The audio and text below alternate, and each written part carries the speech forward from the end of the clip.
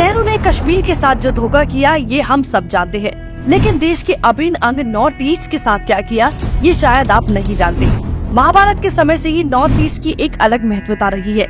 अर्जुन ने मणिपुर की राजकुमारी चित्रांगदा से शादी की। नागालैंड की उलूपी राजकुमारी ने अर्जुन को वासुओं के श्राप से बचाया था। शिव जी के बाढ़ से त्रिपुरा की स्थापना हुई थी, लेकिन कांग्रेस ने नॉर्थ ईस्ट को मेन स्ट्रीम में पहुंचने से पहले ही साइडलाइन कर दिया। ऑक्सफोर्ड में अपने साथी वरियर एल्विन को नेहरू ने नॉर्थ ईस्ट के लिए अपना एडवाइजर बना दिया। उसके बाद लगभग 70 सालों तक नॉर्थ ईस्ट विकास से कोसों दूर रहा। मणिपुर।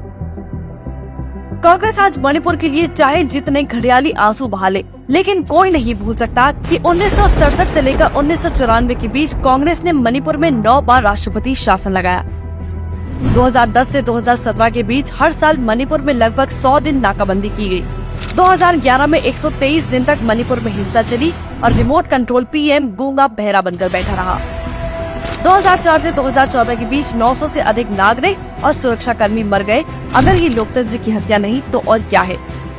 1987 में राजीव गांधी ने मणिपुर में ऑपरेशन ब्लू बर्ड ऑर्डर किया, जिसमें रिपोर्ट्स के मुताबिक 300 लोगों के साथ टॉर्चर कर उन्हें मार दिया गया। नागालैंड। भारत देश सेकुलर है, लेकिन नागालैंड ने अपने आप को खुद ही ईसाई राज्य घोषित कर दिया, वो भी कांग्रेस की नाक के नीचे, और कांग्रेस ने कोई कार्रवाई नहीं की। 1953 में नेहरू अपनी बेटी के साथ नागालैंड के कोहिमा पहुंचे तो स्पीच के दौरान नागा की जनता मीटिंग छोड़कर चली गई। रामचंद्र गुहा ने अपनी किताब में लिखा था कि नागा के लोगों को नेहरू पसंद नहीं करते थे। 1954 में अपने खिलाफ प्रदर्शन के जवाब में नेहरू के नेतृत्व में येंगपांग नरसंहार हुआ।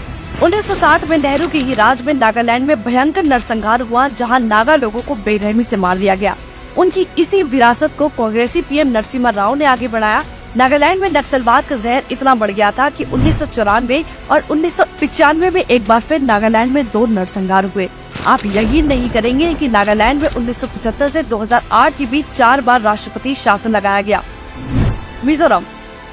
1966 में जब इंदिरा गांधी की सरकार थी तब मिजोरम में अकाल पड़ा था और उनकी फंड की मांग को सरकार ने नहीं सुना। जब इसका विरोध हुआ तो तब की पीएम इंदिरा गांधी ने भारतीय वायुसेना को बमबारी का आदेश दे दिया, जिसमें कई बेगुनाह लोगों की जान चली गई। वाकई में इंदिरा गांधी आयरन लेडी ही थी, जिसमें दया का कोई भाव नहीं था। असम। असम से आतंकी संगठन उल्फा को खत्म करने के लिए राजीव गांधी ने ऑपरेशन बजरंग को ऑर्डर दिया, जिसमें आम नागरिक की हत्या से लेकर रेप की घटनाएं हुई। राजीव गांधी ने 1985 में असम में एनआरसी का वादा किया था, लेकिन उसे कभी लागू नहीं किया। मनमोहन सिंह असम से सांसद भी रहे, लेकिन किसी ने इस पर ध्यान नहीं दिया, जिसका नतीजा हुआ कि कांग्रेस की नाक के नीचे 2018 में 27 में से 8 जिलों में अल्पसंख्यक बहुसंख्यक में तब्दील हो गए। 2004 में थंजम मनोरम का बेरहमी से रेप किया गया, जिसके लिए राज्य की लगभग 30 महिलाओं ने नग्न प्रदर्शन तक किया। 2008 में असम में 18 बम ब्लास्ट हुए, जिसमें 80 से ज्यादा लोगों की मौत हो गई। वहीं 1979 से 1990 के बीच असम में 4 बार राष्ट्रपति शासन लगाया गया। त्रिपुरा। त्रिपुरा वो राज्य है जहां कांग्रेस के कार्यकर्ताओं ने एक ऐसे नरसंहार को अंजाम दिया, जिसमें लेफ्ट पार्टी के 10 से अधिक लोग मारे गए। इसके बाद त्रिपुरा की जनता ने कभी कांग्रेस को इलेक्ट नहीं किया। अरुणाचल प्रदेश। अरुणाचल की सीमा चीन से सटी हुई है, लेकिन बावजूद इसके नेहरू ने इसे इतना नजरअंदाज किया कि चीन ने हमारी जमीन तक हड़प ली, साथ ही वहाँ एक पूरा गांव भी बसा लिया। इसके बाद हम 1962 का युद्ध भी हार गए। अपने चीनी भाइयों को परेशानी न हो, इसके लिए कांग्रेस ने सालों तक अरुणाचल की सीमा पर कोई कंस्ट्रक्शन नहीं कराया। राज्य को उसका पहला एयरपोर्ट 2022 में मिला, यानी 70 सालों में कांग्रेस ने एक बार भी नहीं सोचा वहाँ एयरपोर्ट बनाने का। राज्य में पहली पैसेंजर ट्रेन चलाने में 70 साल लग गए और 2014 में चलाई गई, यानी इतने सालों तक राज्य में 0 कनेक्टिविटी थी। मेघालय। देश में 70 साल और मेघालय में 15 साल राज कर मेघालय में विकास के नाम पर कुछ नहीं किया। और तो और धर्मांतरण के चलते कांग्रेस की ही नाक के नीचे मेघालय में ईसाई आबादी 75% हो गई, लेकिन कांग्रेस जैसे गूंगी बहरी बनकर बैठी रही।